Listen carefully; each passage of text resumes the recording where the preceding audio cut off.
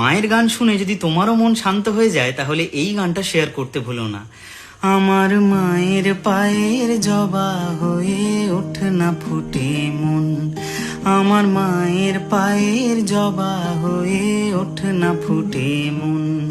তার গন্ধ না থাক যা আছে সে নয় রে ভুয়া ভরণ, গন্ধ না থাক ও তার গন্ধ না থাক যা আছে সে নয় রে ভুয়া ভরণ।